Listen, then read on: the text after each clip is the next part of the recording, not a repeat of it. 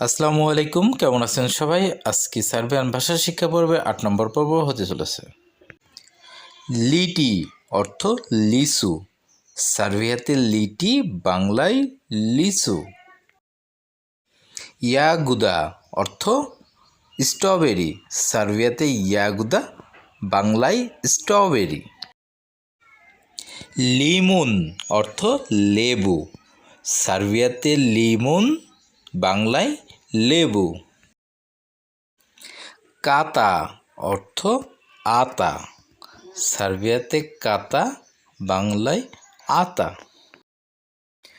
মার্গেট অর্থ মার্কেট।